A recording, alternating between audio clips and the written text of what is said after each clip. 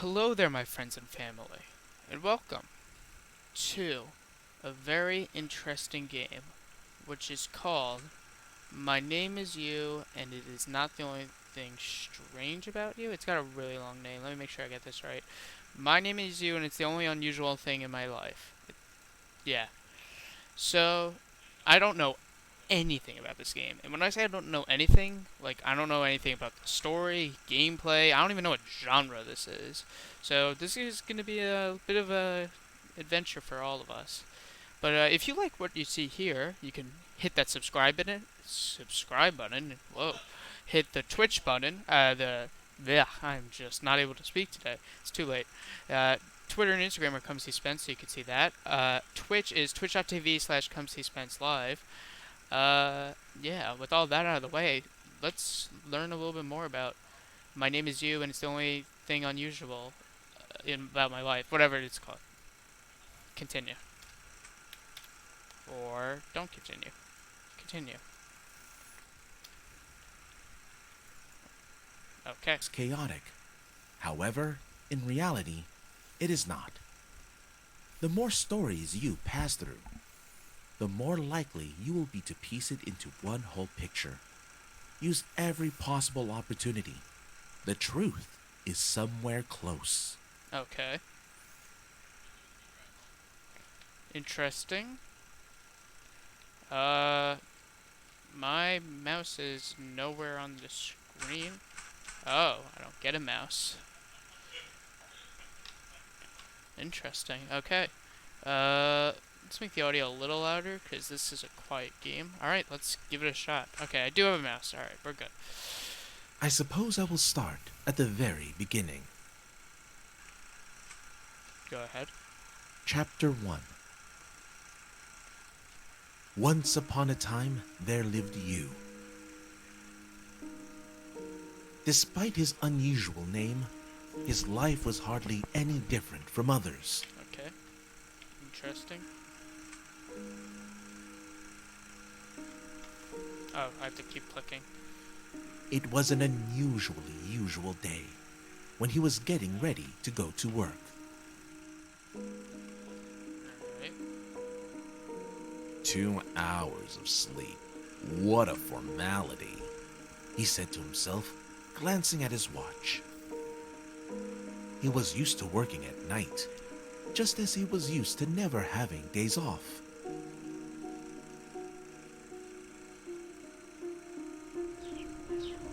That morning, the buttons on his shirt were fastened faster than usual. Alright, slow down. This sister. was not by chance. The tear-off calendar boldly declared Friday, April 3rd. Oh yeah, it's Friday. Gotta get down. It reminded him that there were only 3 work days before his holiday, and there was no room for mistakes. No, we don't make mistakes. His room in a communal apartment was not very big, so it did not take him long to pack.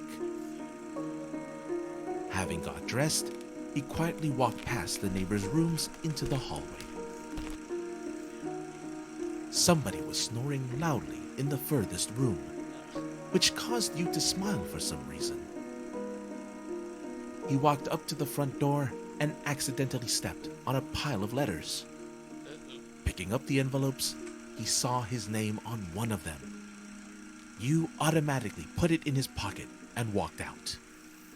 It's weird seeing you and then his. I know the guy's name is you, but it's just weird. The thought that next Sunday, a huge stone would be removed from the entrance to the crypt of his existence by the power of labor legislation kept you going. What? Hurry to work or read the letter? Well, we can't delay. We have to hurry to work. The trip to work took him by several blocks. He considered early morning to be an extremely pleasant time of day. Universal euphoria. Although euphoria usually precedes inevitable death. No, that doesn't sound good. As soon as he went into the park, he saw a kid in ragged clothes running away from a pack of stray dogs. His eyes caught a swiftly ticking clock hand. It's not gonna help the kid. Oh, okay. Do we help the kid or step back? This might be dangerous, but you know what? We're good Samaritans. We're gonna be the best people that we can. Let's try and help this kid. Even though Yu had been scared of dogs since childhood, he was going to run to the kid's aid. But the latter stumbled and fell down on the pavement, and the dogs lost all interest in him. Okay. Yu had nothing to do with the outcome of events, but he was filled with pride for his desire to help the boy that he did not even know. That's good.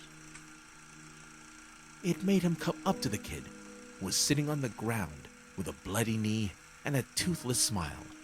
Not because of the fall, but due to his age. What, the smile or toothless? I'm gonna assume toothless. Yu was about to give the kid a handkerchief with his initials on it when he noticed it had fresh traces of his own blood. So he just asked, "Can I do something for you?" Thank you, sir. I am okay. That does not sound like a kid at all. That sounds like an adult being a kid. Unless this is like one person doing all the voices and that's the point, but let's continue. They did not mean to hurt me. At that moment, Yu saw his boss in the distance and hurried to work, shouting a quick, "Be careful," over his shoulder. Yeah, he just shouted, "Be careful." This is the complete opposite of a shout. Okay. On the way to the office, the thought about how strange it felt to be addressed as Sir bounced around in his head.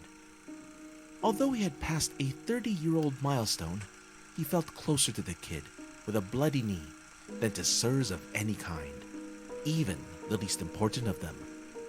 You gotta be young at heart. Gotta. Yu went up 3 flights of stairs and found himself on the top floor. It was the office of the insurance company where he worked. The door was unlocked. Was he late? He tried to walk in, but was stopped by a stranger. "Wait! Where are you going?" Yeah, I'm pretty sure this is just the same guy doing all the voices. Which is fine. Before Yu could give a proper response to the cad, his boss came up the stairs, struggling to catch his breath, and did it himself. "Let him in." They both entered the office, and the boss walked Yu to his desk, where he explained the situation to him in private. Oh, that doesn't sound good. "That is Frank, my distant relative. He needs to do an internship, so he is going to work here for a while." Sounds like the most stereotypical boss voice. It's like, "Hey, I'm the boss. What are you doing over here?" Like just trying to sound like a boss, but let's keep going with it. Let's see. "As who?" "As a security guard." To avoid any further questions, the boss turned around and went to his office. I have so many questions. Is he trained? An internship as a security guard in an insurance company, fitting in 2 rooms. Ridiculous. If I was blessed with a writing talent, I would definitely immortalize this, you thought. Just thought you would. Whatever.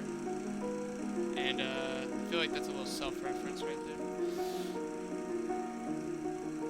Yu got down to some clerical work. Yu found a moment and took the morning letter out of his pocket. See? Glancing at the address line, a chill went through Yu's body for a split second. From Dorina. Oh boy, who's Dorina? Yu was confused by the seal on the envelope, indicating the place of departure. No leaf grad. Is she really coming back to Cannot? He said out loud.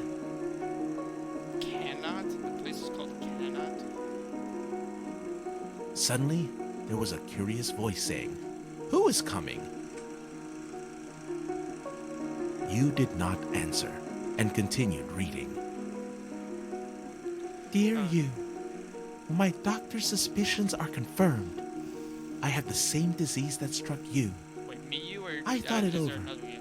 and decided that we need to break up. It may seem that something like this should bring people closer, but it would be unfair to myself. We can have our last date on the morning of April 3rd in the Seafront Cafe, and then I will leave Cannot and go abroad. Why?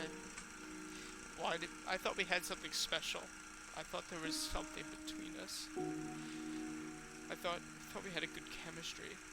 Was it all a lie? Listen, I know I'm sick, but you can help me out here, alright? Listen, if you're sick and I'm sick, like, that's it. We don't have to worry about it. You want to get someone else sick? I don't want to get anyone else sick. Like, do the right thing here. Come on. Help you out. He felt dizzy. Oh.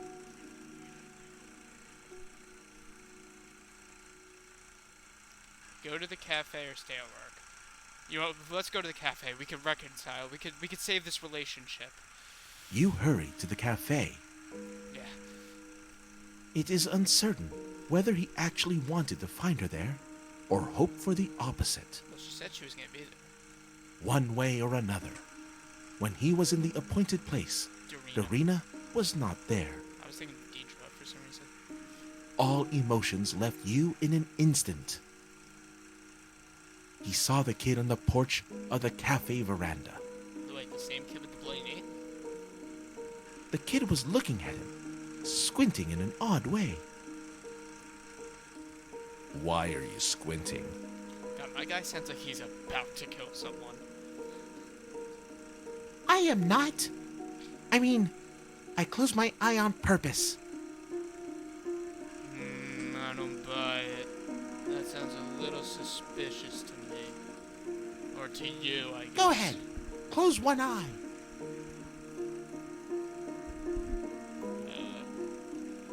You covered his right eye with his hand to humor the kid.